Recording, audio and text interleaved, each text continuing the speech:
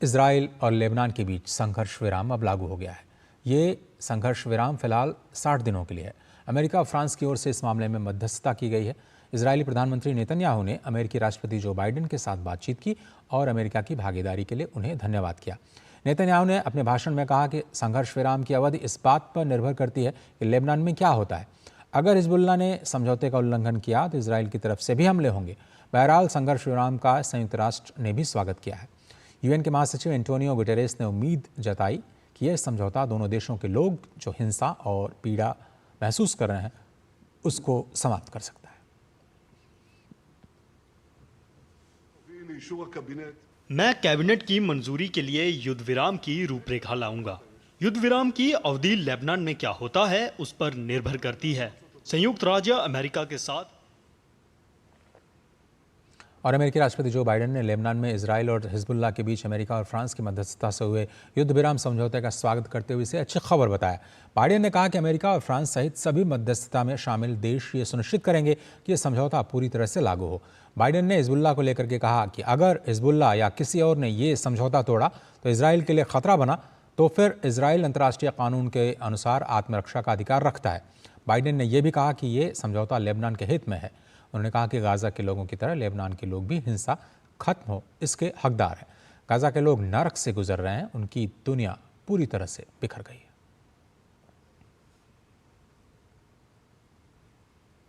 हमारे संवाददाता अक्षय डोंगरे इस वक्त जुड़ रहे हैं हमारे साथ इसी मुद्दे पर। अक्षय, ये बड़ी राहत की खबर है कि लेबनान में कम से कम ये युद्ध विराम की घोषणा की गई। कब तक लागू हो जाएगा और इसके दूरगामी परिणाम क्या होने की उम्मीद जताई जा रही है?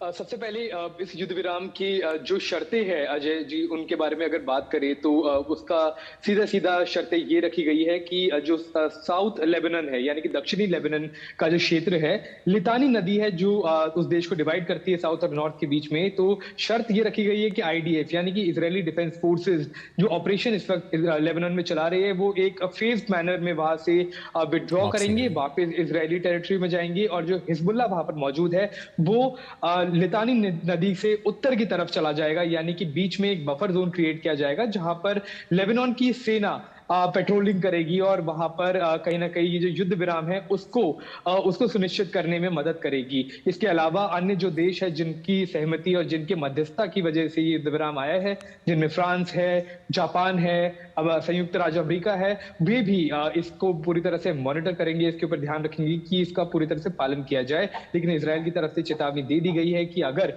किसी भी तरह से हमास को रियाम करने की कोशिश की गई यानी कि हथियार मुहैया कराने की हिजबुल्लाह की तरफ से कोशिश की गई तो वो भी युद्ध विराम की जो बाकी जो टर्म्स है उनको नहीं मानेंगे और वापस से हमला कहीं ना कहीं हिजबुल्लाह के ऊपर लेबनान की टेरिटरी में कर देंगे। अब अगर बात की जाए कब तक ये लागू होगा तो ये आज बहुत ही जल्द लागू होने की इसकी उम्मीद जताई जा रही है। और अगर बात की जाए इसके दूरगामी परिणामों की तो दो परिणाम इसके निकल कर आएंगे। एक है डी एस्केलेशन, यानी कि वेस्ट एशिया में जिस तरह से कहीं ना कहीं जंग के बादल थे, अस्थिरता थी, कहीं ना कहीं ये लोगों के मन में डर था कि कभी भी जंग पूरी तरह से फैल सकती है, कहीं एक बड़ा फ्रंट खुल सकता है, अन्य देश भी इसमें कूद सकते हैं, उसके खतरे को कहीं ना कहीं कम कर दिया गया है इस सीज फायर की तरफ से।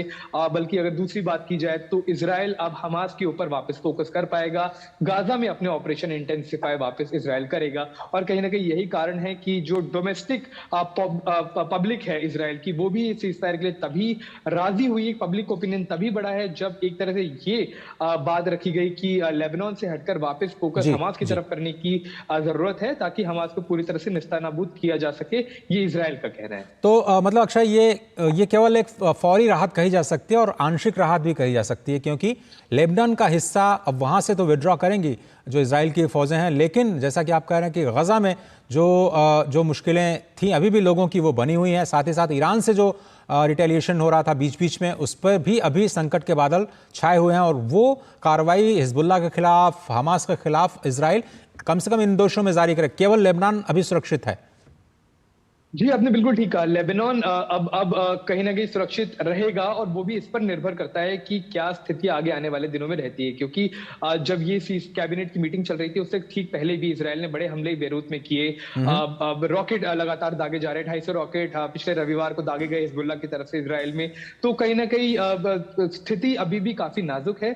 एक तरह से जो एक टर्म कही जाती है कि एज ऑफ वॉर, यानी कि एकदम जंग की स्थिति बनने ही वाली थी बिल्कुल। पूरी तरह से। उससे पहले ही सीज़फायर लाया गया है और ये इसीलिए लाया गया है कि अमेरिका भी जानता है, इज़राइल भी जानता है कि जंग किसी भी देश के लिए एक अच्छा ऑप्शन नहीं रहेगा, अस्थिरता बढ़ सकती है। भारत भी यही कहता रहा है, प्रधानमंत्री मोदी भी एक डायलॉग और डिप्लोमेसी की बात करते रहे और कहीं न कहीं उसी का पालन लगता है अब देशों द्वारा किया जा रहा है। लेकिन आपने ठीक कहा, गाज़ा में किसी तरह से कोई राहत नहीं रहेगी, बल्कि अगर दूसरी तरफ देखा जाए तो जो ऑपरेशंस थे उनको और बढ़ाया जाएगा इज़राइल की तरफ से, क्योंकि जो फोर्सेज़ उनके लेबनान में अभी कहीं न कहीं उनकी अटेंशन वहाँ पे डाइवर्ट हुई थी, वो बिल्कुल। वापस हमास की तरफ उसको केंद्रित करेंगे और ईरान की तरफ से देखा जाएगा कि क्या कोई हमले होते हैं, और अगर होंगे तो कहीं न कहीं ईरान की तरफ से हमले हिज़बुल्लाह ही करता है। तो ऐसे में किस तरह से सीज़फायर को रखा जाएगा, ये एक बड़ा सवाल है। यानी जो हमास और हिजबुल्लाह है, जब तक लेबनान की ज़मीन का इस्तेमाल नहीं करेगा अपने आतंकवादी गतिविधियों के लिए, तब तक लेबनान को एक तरह से फौरी राहत देने की बात। लेकिन इसमें 14 महीने का वक्त लगा अक्षय, और अमेरिका या फिर फ्रांस जैसी जो महाशक्तियां हैं, वो इतना समय क्यों लगा 14 महीने तक का? और अभी भी जो बंधकों की रिहाई है उसको लेकर के कोई बात सामने नहीं आ रही है, समझाने की कोशिश नहीं की जा रही हिजबुल्लाह या फिर जो दूसरी ताकतें हैं इजराइल के खिलाफ जो अभी भी काम कर रही हैं। अब अजय जी देखिए, सबसे पहली बात आपने बिल्कुल ठीक कही। 14 महीने लगे और आप जिस तरह से देखेंगे, भारत ने कई बार ये बात कही है कि यूनाइटेड नेशन सिक्योरिटी काउंसिल हो या फिर अन्य ऐसे जो ग्रुप्स हैं, उनमें रिफॉर्म लाने की जरूरत है, क्योंकि वो वर्ल्ड वॉर 2 के बाद दूसरे विश्व युद्ध के बाद उन्हें बनाया गया था। स्ट्रक्चर चेंज नहीं किया गया है, आज की जो रियलिटीज है वही काफी बदल चुकी है। ऐसे में यूएन जैसी संस्थाएं अब विफल हो रही है किसी भी तरह से शांति बहाल करने में। ऐसी स्थिति में ये भारत कहता रहा है, रिफॉर्म्स की बात करता रहा है, और ये हमने देखा है, ये जीता जाता एग्जाम्पल रहा है, उदाहरण रहा है कि 14 महीने लग गए यूनाइटेड नेशंस को, सिक्योरिटी काउंसिल को इजराइल को पीछे हटाने के लिए और हमास से ये बात मनवाने के लिए कि हॉस्टेजेस वापस किए जाए। अभी तक ये नहीं हो पाया है। तो कहीं ना कहीं जो रियलिटीज पहले हुआ करती थी 50 साल पहले या 60 साल पहले, अब वे नहीं है।